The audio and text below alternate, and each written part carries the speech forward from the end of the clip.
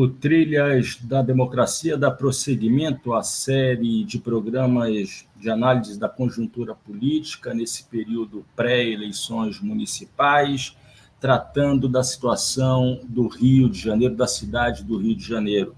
Compartilhando a condução do programa, como de hábito, o advogado e assessor jurídico do movimento sindical cultista, Normando Rodrigues. Seja muito bem-vindo, Normando, é um prazer recebê-lo de novo. Prazer é todo meu, Marco, ainda mais para o convidado que a gente tem hoje. Estamos juntos nessa tarefa da trilha. E, mais uma vez, o Trilha da Democracia tem o prazer de receber o professor de História e deputado federal do PSOL do Rio de Janeiro, Chico Alencar. Seja muito bem-vindo, deputado. É um prazer recebê-lo mais uma vez. Prazer é meu nessas trilhas que precisam ser sempre reconstruídas. Chico, eu vou mudar aqui a composição. Epa, pronto. Chico, eu vou te fazer uma pergunta inicial. Você deve estar cansado de responder essa pergunta, mas como eu nunca fiz aqui, vou fazê-lo pela primeira vez. Eu votei pela primeira vez na minha vida nas eleições de 1985. Eu morava no Rio de Janeiro ainda, e votei em Saturnino Braga, na época no PDT de Brizola, né, nas eleições para a Prefeitura do Rio de Janeiro. Depois disso, até 2004, quando eu me mudei para o Recife, ou seja, entre 1985 e até as últimas eleições antes da minha vinda para cá, no ano de 2000, eu só fiz votar em candidatos que foram derrotados. Em 1988, votei em Jorge Bittar, o eleito foi Marcelo Alencar. Em 92, votei na Benedita da Silva, o eleito foi César Maia. Em 96, votei em você, e o vitorioso foi Luiz Paulo Conde. E, por fim, votei de novo em Benedita da Silva, em 2000, e César Maia foi mais uma vez eleito. A partir de então, eu já não estava mais no Rio de Janeiro, transferi meu título para Olinda, e depois disso, Eduardo Paes foi 2 vezes prefeito do Rio de Janeiro e uma vez Marcelo Crivella. Chico, por que as esquerdas não conseguem vencer as eleições para a cidade do Rio de Janeiro, diferentemente de outras capitais do Brasil? Por favor, Chico. Bom, Marco, em primeiro lugar, sua descrição aí dos seus votos batem com os meus votos. Nós votamos e perdemos com os mesmíssimos candidatos aí, desde 85 com Saturnino. Eu votei antes, em 82, para governador, e votei no Brizola. E aí vencemos. E Saturnino também foi uma candidatura à esquerda, vitoriosa.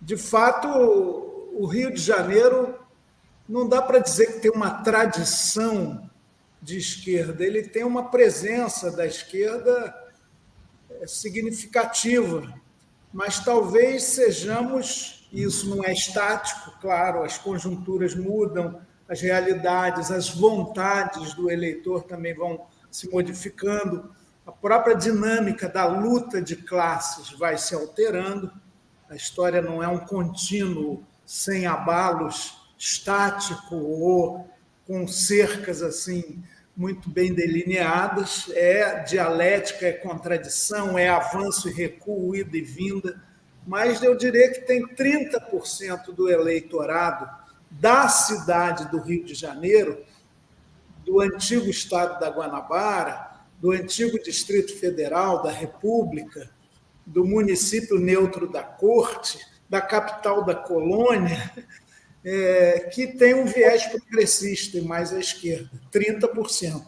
A vitória eleitoral em pleitos majoritários depende das conjunturas em que estamos. E, de fato, há uma certa carência de vitória do campo progressista já há um tempo razoável.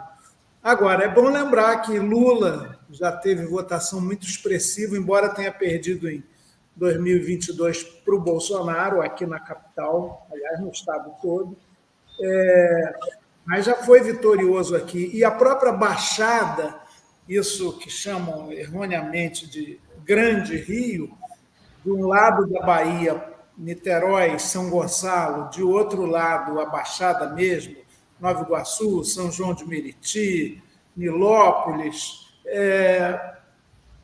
tem ondas assim. O Brizola, eu me lembro uma vez voltando de Brasília, num avião com o Brizola, e a gente estava sobrevoando ali a Baixada, e ele olhava e falava: olha lá, meu eleitorado, meus irmãos, minhas irmãs, aquele estilo dele, né? E isso se transferiu para o Lula também. Ondas. E agora o bolsonarismo avassalou nessas regiões.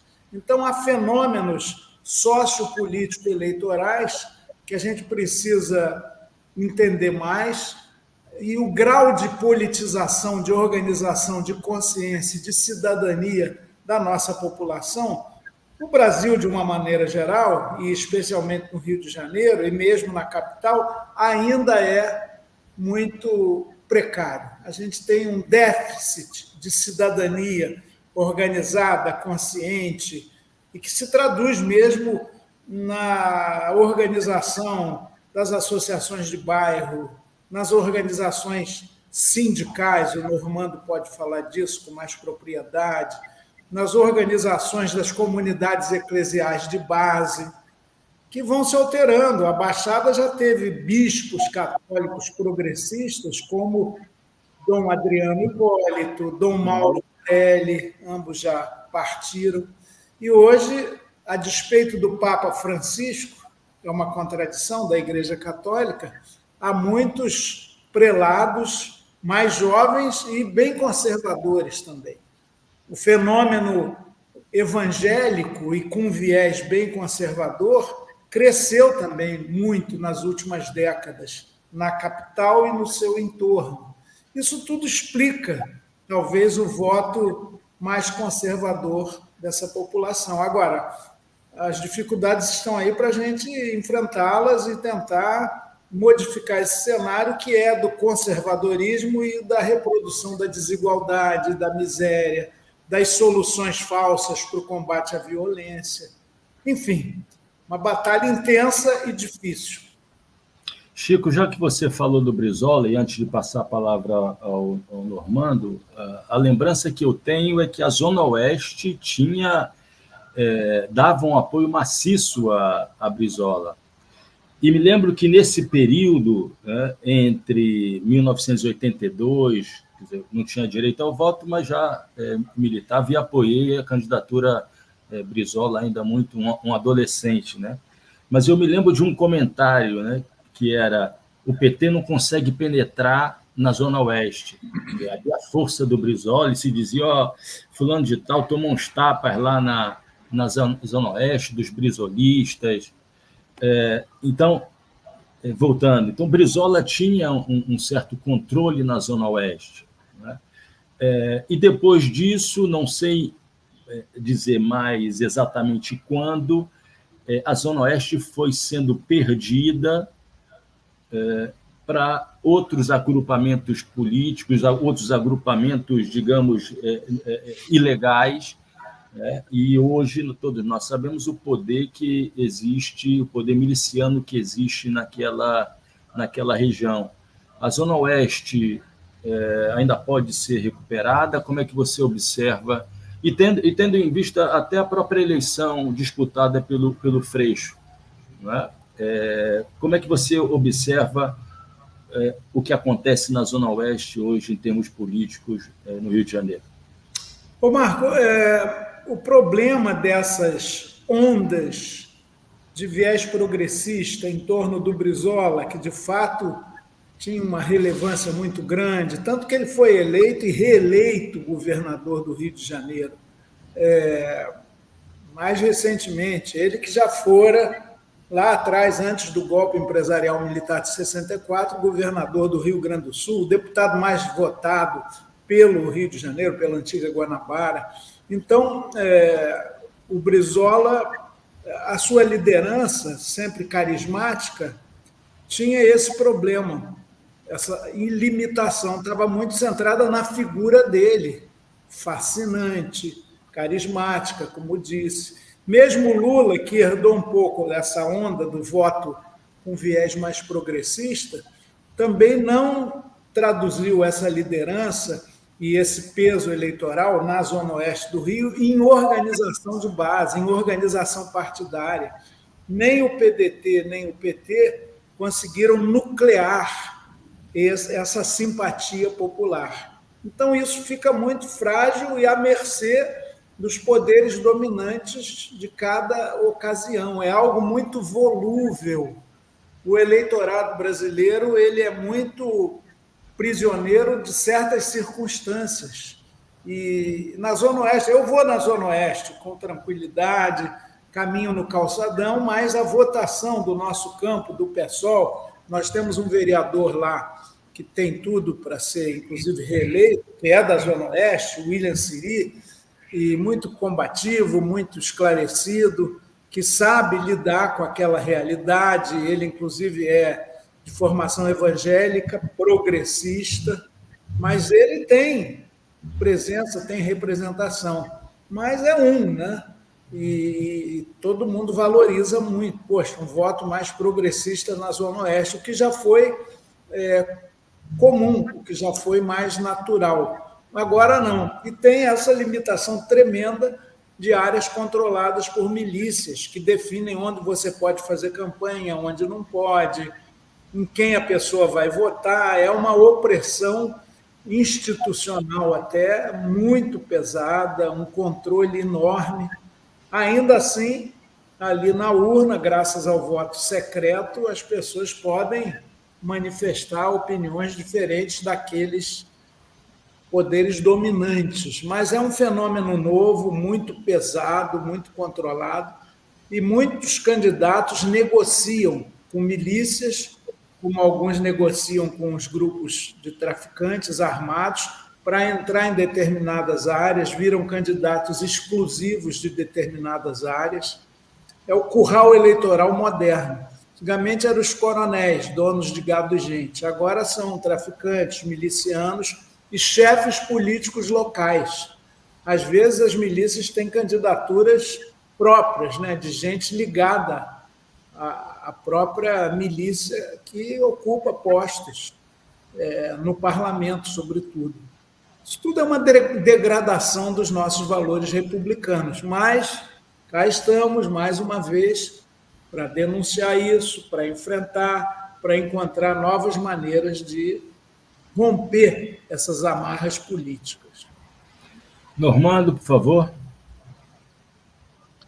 Bom, estamos em 3 cariocas, eu vou apelar à memória de todo mundo, que talvez tenha uma razão de fundo, né, para além só do carisma indiscutível e da habilidade oratória inesquecível do Brizola, né, que era fantástico, dava nó em pingo d'água, mas o Brizola ele significou para a população da periferia da cidade também um movimento contrário àquele de partição da cidade do Rio de Janeiro. Né? Eu ainda, um carioca apaixonado, apesar de não morar no Rio já há muitos anos, adotei, né, Niterói já tem um tempo, e se fosse só do ponto de vista do critério que eu quero conversar agora, estaria muito arrependido, que é a pior cidade do país em mobilidade urbana, Niterói nesse momento. Mas a mobilidade do Rio sob Brizola, ela foi revolucionada no sentido de responder àquela divisão de classes que foi estabelecida, né, desde o governo Lacerda.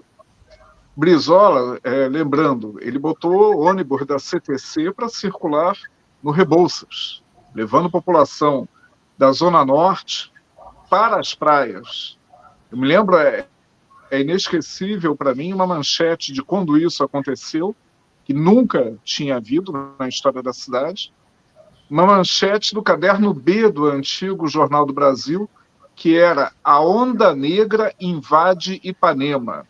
Jamais vou me esquecer desse título. E era o grau de incômodo, né, que a classe média carioca tinha com Brizola, e isso significava, para aquela população espoliada, periférica, algum reconhecimento.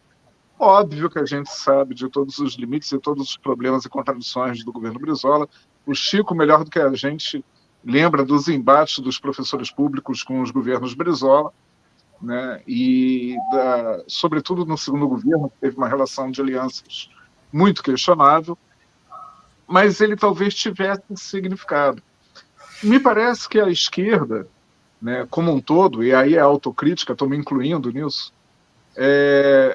perdeu esse sentido, né, de levar cidadania e de levar reconhecimento à população periférica da cidade do Rio de Janeiro e até da Baixada.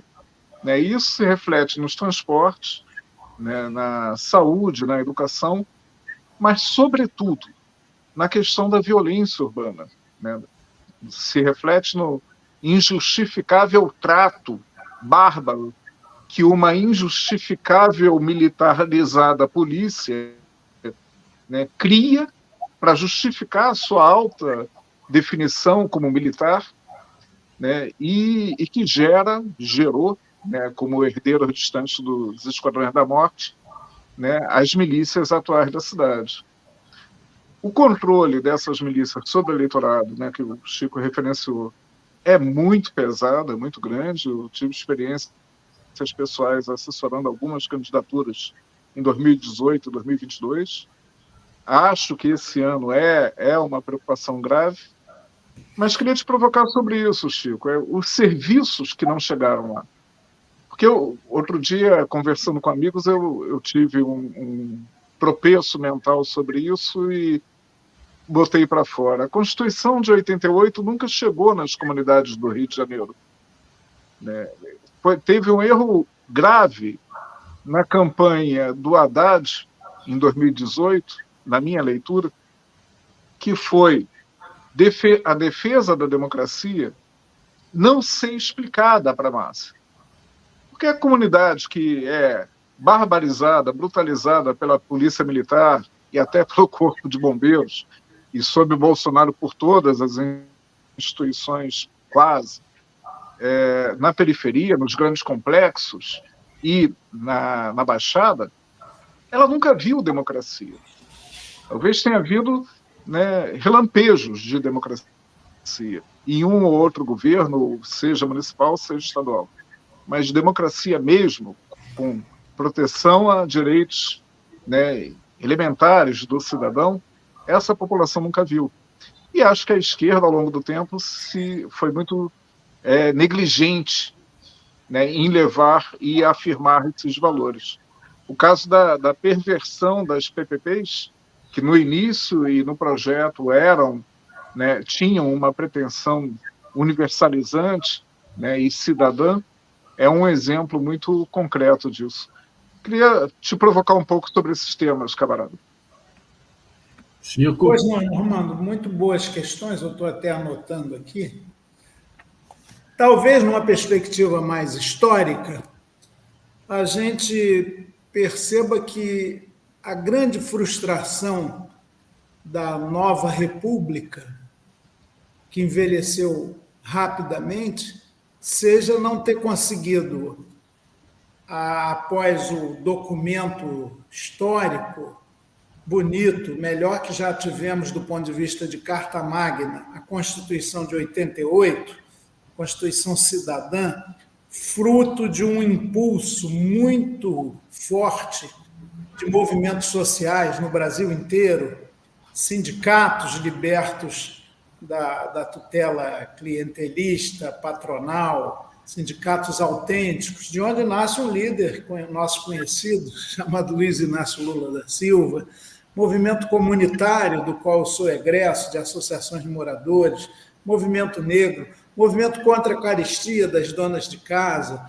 movimentos de mulheres, movimentos quilombolas, movimentos de afirmação das culturas, no plural, dos povos indígenas, quer dizer, uma gama de movimentos nos anos 80, de ascenso deles todos, produziu uma participação popular incrível na Constituinte, mais de 15 milhões de cidadãs e cidadãos brasileiros assinaram propostas à Constituinte e gerou a melhor Constituição que tivemos, ainda em vigor, de 1988. O problema é que os excelentes princípios da Carta Magna, em vigor, não desceram nunca com a intensidade que deveriam do papel, do documento, do livrinho para a vida real.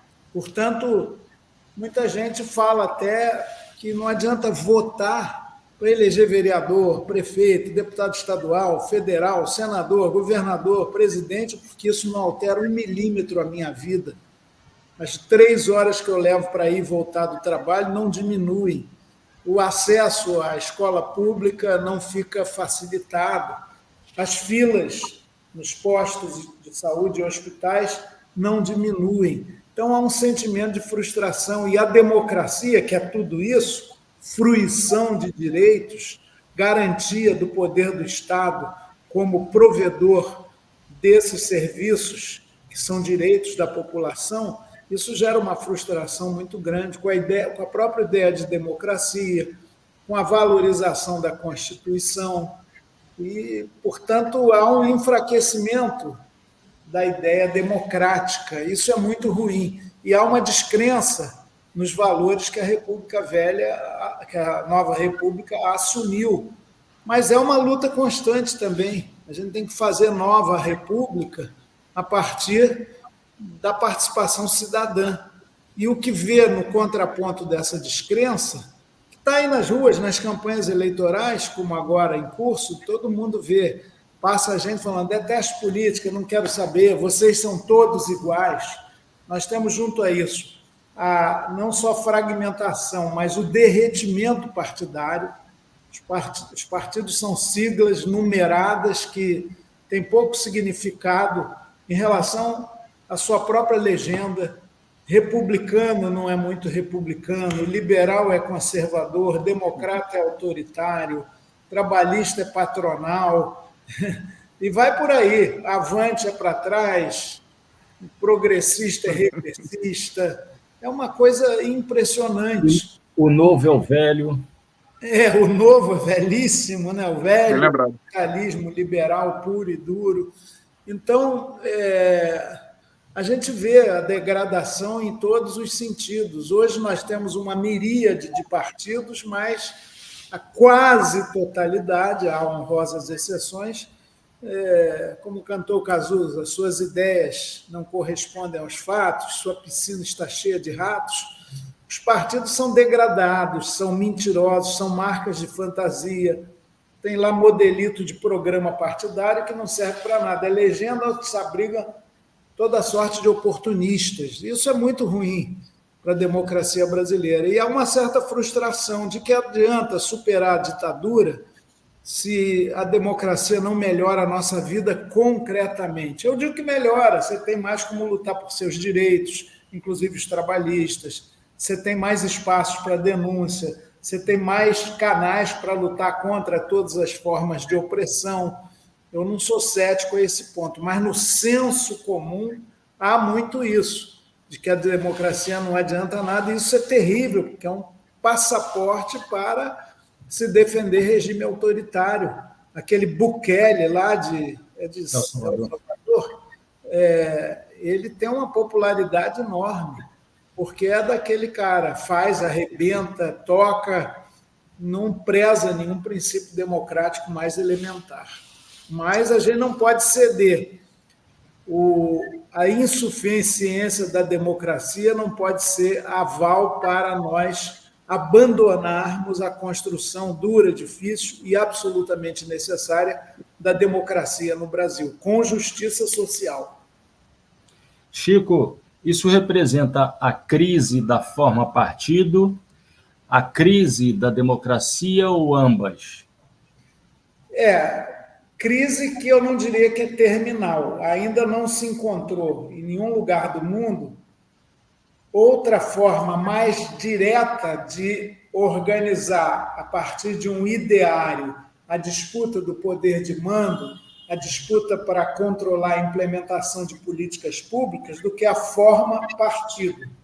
Agora, no Brasil é uma esculhambação, né? Os partidos eles não são programáticos, eles não são doutrinários, são ajuntamentos para viabilizar interesses muitas vezes espúrios. E a democracia sem organização partidária, ela já está fragilizada de cara. Então, eu acho que há uma crise da organização e da credibilidade dos partidos políticos no Brasil, há uma crise, portanto, das instituições democráticas e do processo democrático, mas não é uma crise terminal, até porque a democracia, lato sensu, e a democracia participativa, que queremos sempre e mais, e a democracia ou ela é participativa ou ela é democracia liberal burguesa, limitada, excludente, mas ela é um valor universal, como lembrava saudoso e querido amigo Carlos Nelson Coutinho.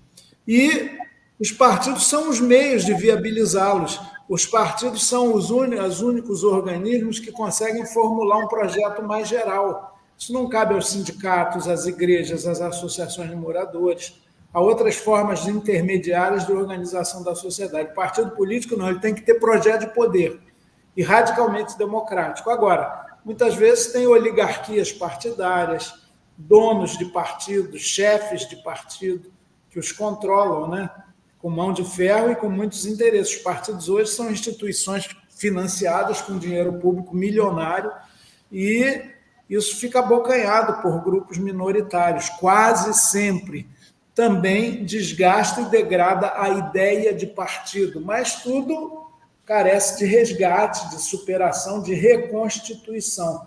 Eu pertenço a um pequeno partido, no Rio de Janeiro ele até é médio, mas, ainda que pequeno ou médio, com vocação de grandeza. Um partido que não tem grandes ideais, que não tem plataformas, inclusive que avaliem a conjuntura internacional, no sentido de justiça, paz, soberania, convivência entre os povos, ele é um partido que está flertando com o fisiologismo. É o intestino grosso da pequena política. A gente quer a grande política, que só existe com partidos consolidados, com ideias. É muito bom, em alguns países do mundo é assim, você não vota nem no candidato José, Maria, A, B, C ou D, você vota na legenda partidária. E o número de votos que aquela legenda obtém forma o tamanho das suas bancadas. Seria muito melhor assim, mas isso no Brasil dificilmente tem passagem. O personalismo na política ainda é muito grande. Chico, tu se lembra dessa foto aqui? Deixa eu ver se é essa foto aqui. Não, não é essa foto. Pensei exatamente nessa foto. Não, não é essa. Não é essa foto. Estou vendo ali o querido Leandro Conde, saudoso. Deixa eu ver se é essa foto. Não, peraí. E o Milton Temer. Deixa eu... É porque Jorge nós entrevistamos... Milton Temer e Leandro Conde. E Carlos Nelson, claro. Aqui. Carlos Nelson com a mão na face. E um cigarrinho na mão. Eu acho que é essa foto aqui. Cadê a foto? Ah, está aqui a foto. Essa foto, você se lembra? É. Ah, sim. Milton Temer. Ah, estou eu lá também. Você lá no fundo. Milton dizia que era a menor corrente do PSOL, quando eles vieram para o PSOL. Carlito, o Leandro, ele, eu não sei quem é o outro, é o Plínio? Não... É Plínio. É o Plínio. Que beleza, que beleza. Nós entrevistamos pensadores generosos, grandes figuras. Olha, essas aí, veja só, dessa foto, só eu e Milton Temer, com quem estive agora há pouco na defesa do mandato do Glauber Braga, aqui na praça, no Largo da Carioca, mas 3 já se foram, né? A contingência humana. Por isso a gente tem que ter postura de grandeza na vida e não de mediocridade, de pequena política. Chico, veja, você já foi vereador, já foi deputado estadual, já foi deputado federal algumas vezes. Você conhece por dentro tanto o legislativo quanto as eleições, né, para o legislativo. A pergunta é a seguinte: a política de de frente contra a extrema-direita bolsonarista deu certo na vitória do presidente Lula em 2022. O mesmo não pode ser dito em relação às eleições para o parlamento, em particular para a Câmara dos Deputados, mas também para o Senado, tendo em vista quem foi eleito, né, os senadores e senadoras que foram eleitas na última eleição, né? O que acaba restringindo muito qualquer tipo de potencial reformista de qualquer governo, mas em particular do governo que aí existe, que é o governo do presidente Lula. Tendo em vista isso que você acabou de falar agora há pouco, a Câmara dos Deputados e o Legislativo em geral se tornaram uma causa perdida. Lógico, isso é uma provocação, né? Ou existem caminhos, e quais são os caminhos para que uma frente seja construída a fim, com o objetivo de começar algum trabalho de renovação, de choque, de modificação da correlação de forças que hoje é muito desfavorável no parlamento brasileiro, incluindo Câmara de Vereadores e as assembleias legislativas que existem Brasil afora. Por favor, Chico. Marco, há uma realidade nova, né, que vem se construindo no Brasil nos últimos 10 anos, que é o reavivamento da extrema-direita, do ultraconservadorismo. Vários fenômenos, inclusive do religiosismo pentecostal, neopentecostal, concorrem para isso. E hoje eu diria que o poder de mobilização de massas da extrema-direita é maior que o da esquerda no Brasil. E, é claro, isso impôs corretamente uma organização de frente democrática, de frente de resistência ao neofascismo, que é crescente no Brasil e tem, como eu disse, poder de mobilização de massa. Isso é um fenômeno novo no Brasil, do ponto de vista histórico, uma década ou 5 anos é pouco tempo. É um fenômeno novo e a gente está ainda se adaptando a isso. A gente tem, muitas vezes, saudades da polarização PT e esquerda versus PSDB, os tucanos, porque era uma disputa com um patamar até civilizado em muitas situações. Sem cadeirada. Sem cadeirada. Sim, pois é, paradoxo. O Datena é tucano, é do PSDB. Ele escolheu um partido, o PSDB, que está muito degradado e apequenado, abriu suas portas com mero interesse eleitoral. Está sendo um fiasco, não só eleitoral, como comportamental. Para lidar com isso. Chico, o máximo que havia era bolinha de papel na cabeça do Serra, né? Era o máximo. Fez um drama, faltou ir para o hospital por causa da bolinha de papel. Isso aí cada um explora do seu jeito. Esse Cabo Marçal é um fenômeno exótico, maluco, com essa eficácia, né, simbólica ou até intenção de votos bem expressiva. Está bagunçando o cenário da disputa em São Paulo. Mas é bom lembrar, Datena, PSDB, e esse Marçal é do partido lá do Trem-Bala, do Levi Fidelis, que é o exemplo do partido clientelista, do partido fisiológico, do partido de negócios. Então, tudo muito ruim. Mas, olha, eu diria que o Brasil carece de um programa mínimo para que o segmento de esquerda possa ter as suas propostas dentro dessa frente que é mais ampla e que elegeu o Lula, foi vitoriosa. O Alckmin nunca foi de esquerda e nem se arvorou e se colocou nessa condição, embora agora ele esteja no PSB, Partido Socialista Brasileiro.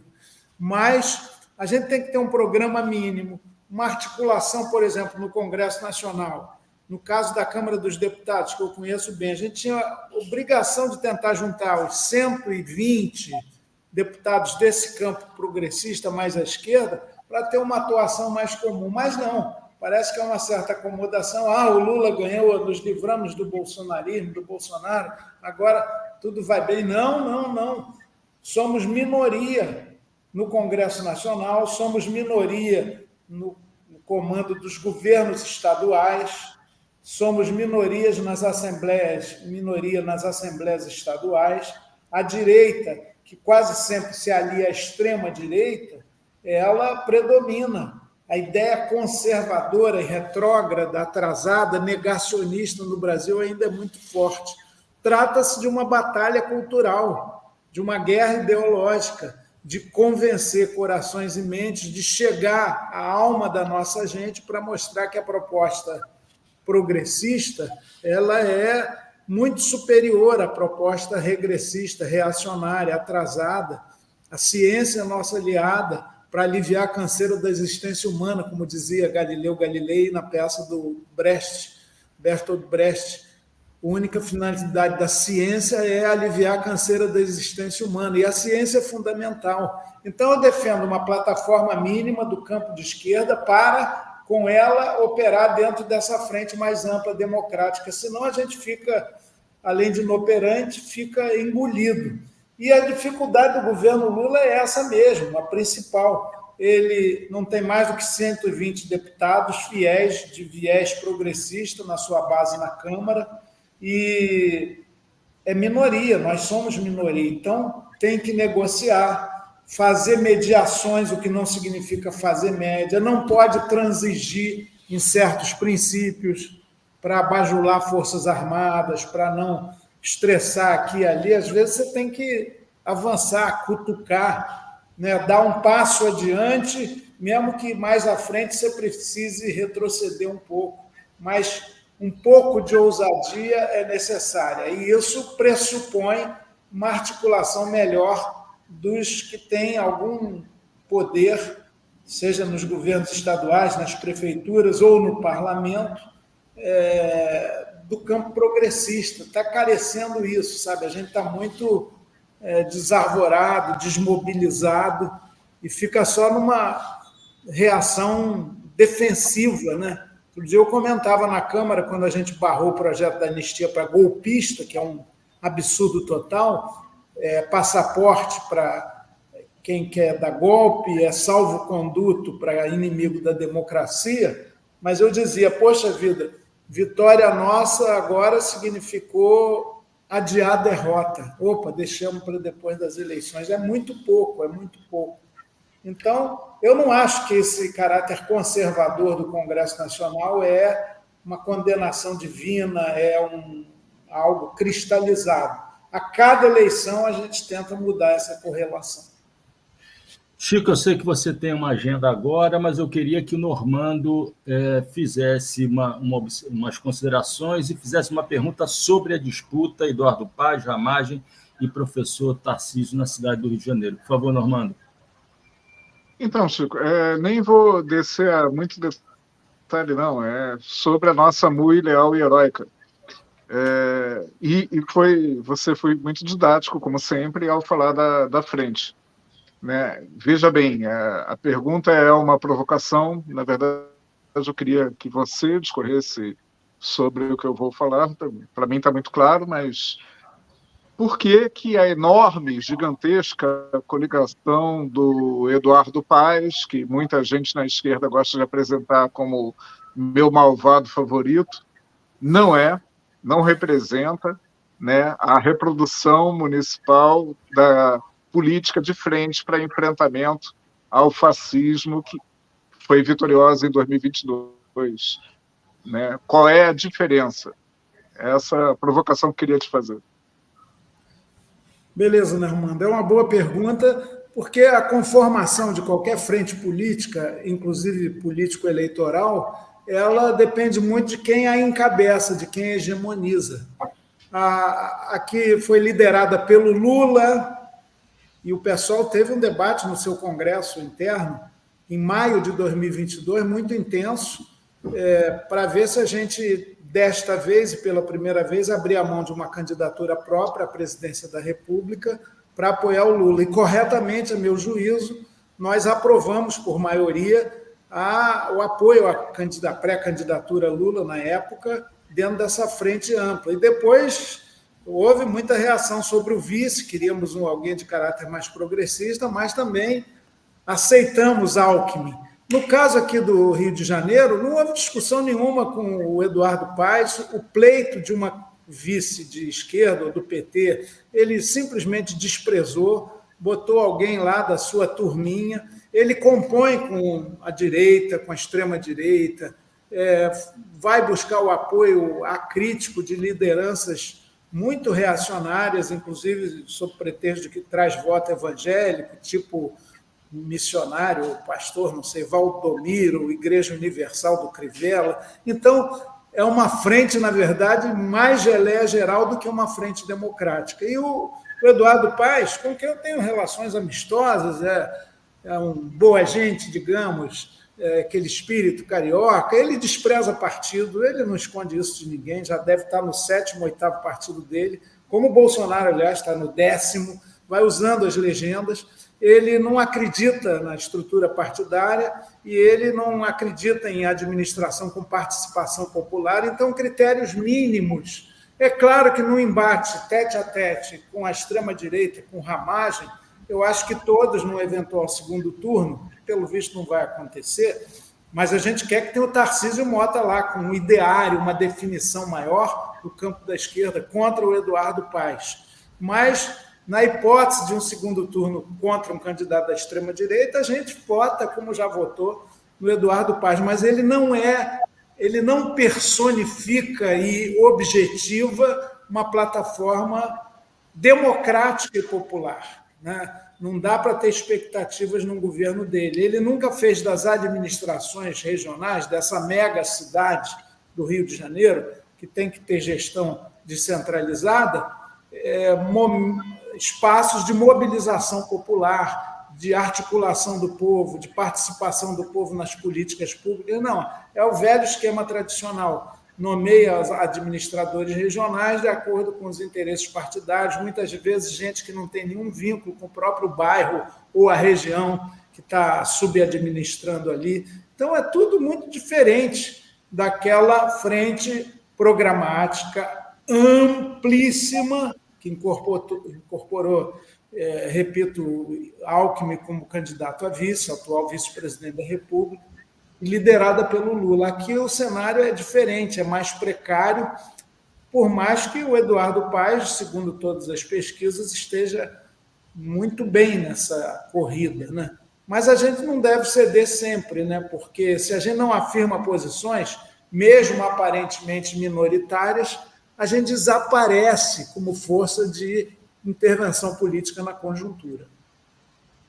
Normando, tem mais alguma pergunta a fazer, algum comentário?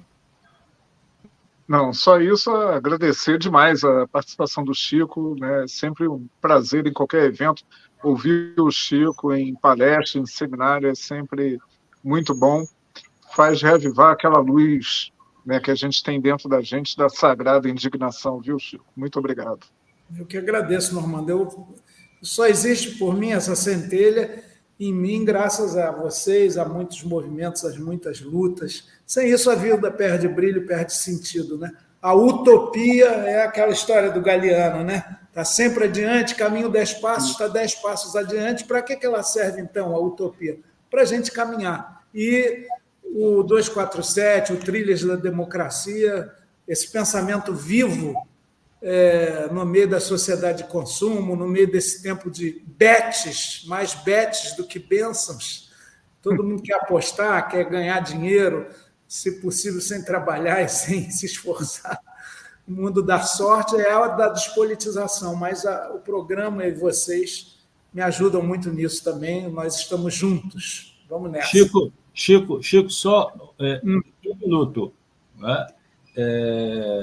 Na próxima semana, a gente vai entrevistar o ex-presidente nacional do PSOL, o Juliano Medeiros, para tratar da eleição em São Paulo. Mas eu gostaria, se possível, em 2 minutos, que você dissesse o que significa aquele debate de ontem, o que significa a cadeirada fora das brincadeiras, dos memes que estão circulando, qual é o significado dessa cadeirada para a democracia e para a política brasileira?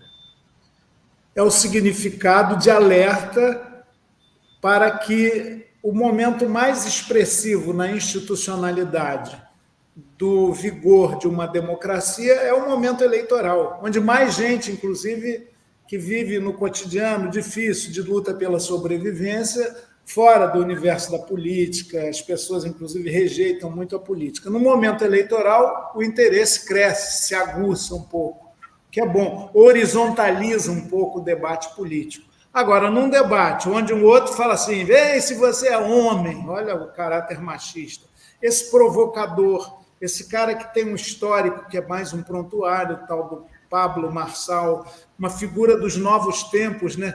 Coach, youtuber, influencer, essas coisas estranhas aí que chega do nada e tem uma popularidade instantânea muito grande por causa dessas mídias e redes antissociais, virtuais, mas não virtuosas, e ele é um provocador. E o Datena, embora se eu achasse que era experimentado em televisão, na verdade ele faz aqueles programas de exacerbação da violência, de escândalo, de chamar atenção, prende, arrebenta e tal, e perdeu o controle totalmente e tentou dar uma cadeirada do Marçal, que explorou isso ao máximo, né? Hospital e tal, tudo vira corte e exploração midiática de baixo nível. Cadê a política nisso aí? Então, é um alerta para a degradação da política, inclusive no seu momento mais agudo e importante, que é o momento eleitoral. Eu acho que os dois não fazem jus com o trocadilho para disputar a cadeira de prefeito de São Paulo.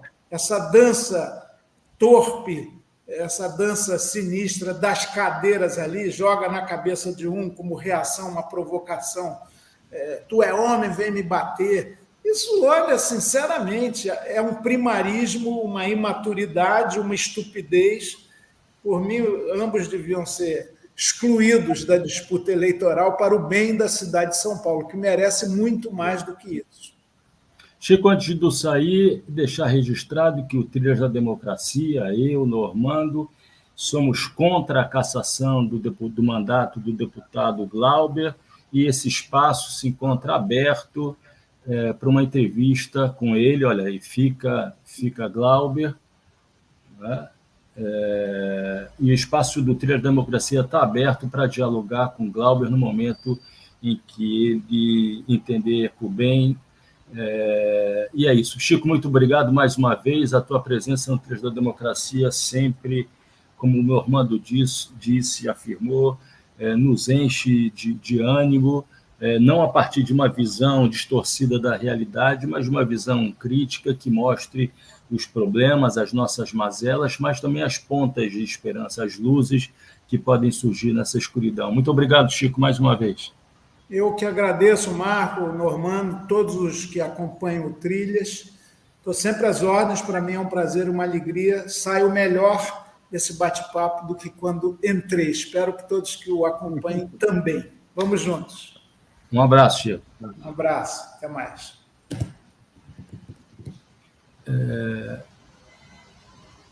O Chico saiu. E, Normando, eu te passo a pergunta nesses minutinhos finais, né? Qual é o significado da cadeirada de Datena em Pablo Marçal para a política brasileira? Eu acho que, do ponto de vista de valores, o Chico ele foi, né, novamente didático e feliz no resumo que fez. Significa, em essência, a degradação da política. Agora, enquanto fenômeno midiático, é muito difícil a gente mensurar se vai ter uma posição positiva, negativa para as candidaturas que estão envolvidas.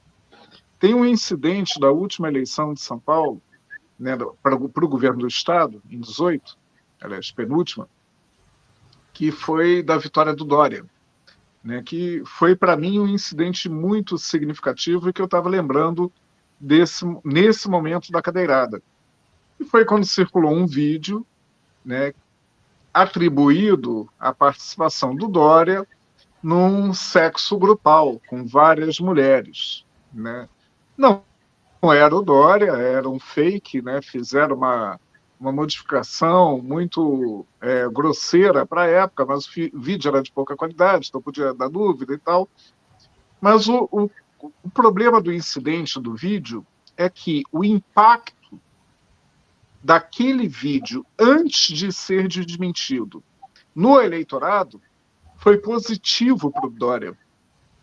Isso é uma coisa absolutamente maluca do ponto de vista da política. Você pegar um candidato que era um candidato, apesar de se dizer moderno, né, e suéterzinho no ombro, sobre camisa polo, e playboy da classe média alta paulistana, o perfil do Dória era de um candidato conservador, um candidato de direita, né? Tanto que era Bolsodória, né? Estava ligado ao apoio ao fascismo.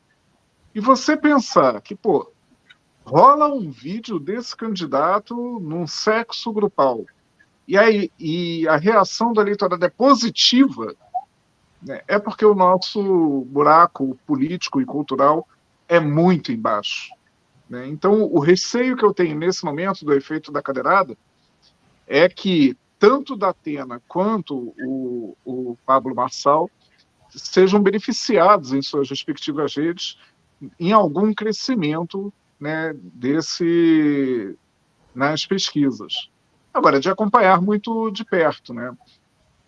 Porque o cenário que nós temos atualmente é do Nunes indo ao segundo turno e disputando-se ou o Marçal ou o Boulos, quem iria com ele. E a perspectiva do Nunes, né, o potencial, melhor dizendo, do Nunes, é muito grande. Lembrar que o Chico falou sem mencionar, ele falou da lei dos terços, né, quando estava analisando a política brasileira lato sensu. Nós temos há muito tempo já um terço progressista, né, ele falou dos 30% no Rio de Janeiro, e é mais ou menos por aí, um pouco mais, um pouco menos, um terço do centro em disputa e um terço que é formado não por conservadores, os conservadores estão no terço do meio, é formado por reacionários e por extremistas de direita, por fascistas. E a questão toda é sempre qual dos polos vai atrair um pouquinho a mais do terço do meio. Em São Paulo, em determinado momento, há 3 semanas, você poderia dizer que, até usei isso sobre o clássico do Sérgio Leone, parecia aquele trielo final de O Bom, o Mal e o Feio, né, com o Boulos, o Marçal e o Nunes. Mas o que está pintando agora nesse movimento é o Nunes, né, com um terço do meio se afirmando novamente como ator político, talvez até com potencial de, se vitorioso, refundar uma força parecida com o PSDB, né, que é o sonho dos analistas globais e da Folha e do Estadão, e minimizando a ameaça do Marçal. Talvez a cadeirada mexa nesse baralho e volte a apontar um crescimento do Marçal. É para a gente acompanhar. Normando, a gente vai discutir isso na próxima entrevista. Eu acho que já teremos pesquisas, né, que vão captar certamente se houve ou não algum impacto da cadeirada. Na próxima entrevista, como eu disse há pouco, nós receberemos o ex-presidente nacional do PSOL, Juliano Medeiros, nós discutiremos isso lá, mas a impressão que eu tenho, a gente já havia conversado sobre isso, é de que tanto da Atena pode captar esse movimento da cadeirada, e muito em função do que você acabou de dizer, né? Dessa experiência da eleição de 2018, como sendo o justiceiro, o vingador, aquele que se demonstrou um grande homem, um grande macho, como pode também ser captado por Marçal, como sendo aquele que foi agredido, e isso não cabe muito bem, a sociedade costuma apoiar aquele que é agredido, aquele que sofre alguma violência, mas também pode beneficiar Ricardo Nunes como sendo aquela figura imparcial que é uma cadeira. A questão é saber como é que Guilherme Boulos poderá captar os efeitos desse ato lamentável que aconteceu no debate de domingo à noite na TV Cultura. Normando, a gente está chegando ao fim. Por favor, as suas últimas palavras, por favor. Só um alertazinho, porque dedicaríamos esse programa, né, à eleição do Rio de Janeiro. E há de se observar, na reta final da eleição, sobretudo, o perigo de crescimento do candidato do fascismo, o delegado Ramagem. O discurso do Ramagem ele tem sido muito eficaz. O Chico deixou por último, quando falou do Eduardo Paes, né, não chegou a mencionar malandro, mas ele falou do Carioca, que é gente boa. Aliás, parênteses meu, o Eduardo Paes é vascaíno, né? Então, a princípio, seria uma pessoa do bem, mas, colocando precisamente, o Paes ele construiu, nos últimos anos, a sua carreira política em torno da ideia do malandro, né, do malandro carioca, que é bem com todo mundo. Chega um provocador do MBL, ele abraça, ri e enrola o sujeito. E a campanha do Ramagem é voltada contra o malandro, é voltada com um discurso sombrio, com um discurso tenebroso. A música, o tom, a estética toda da campanha tem esse perfil, e num veio que pode significar um crescimento significativo na reta final, sobretudo se os currais eleitorais da Velha República, similares aos da Velha República, como o Chico mencionou, nas comunidades dominadas pela milícia, funcionarem como funcionaram em 2018. Lembrando, Wilson Witzel, né, que foi eleito governador na onda do bolsonarismo, ele, há 6 dias das eleições, ele tinha 4% dos votos. E, no entanto, foi a segundo turno e ganhou. E com um discurso horroroso, né, com uma proposta, com uma venda política horrorosa. Então, há de se olhar o Ramagem, porque o peso relativo na eleição municipal do Rio de Janeiro é maior, o peso relativo das milícias, do que na eleição estadual. E isso pode significar uma surpresa muito desagradável agora em outubro. Muito bem, nós ficamos por aqui, depois de discutir o panorama nacional com o ex-presidente nacional do PT, Ricardo Berzoini, depois de ter discutido o panorama em Recife e Olinda com a senadora do PT de Pernambuco, Tereza Leitão. Hoje discutimos a situação do Rio de Janeiro com o deputado federal Chico Alencar, do PSOL do Rio de Janeiro, e finalizaremos na próxima semana, a uma semana das eleições de 6 de outubro, com o ex-presidente nacional do PSOL, Juliano Medeiros. O Trilha da Democracia fica por aqui. Até lá, não percam.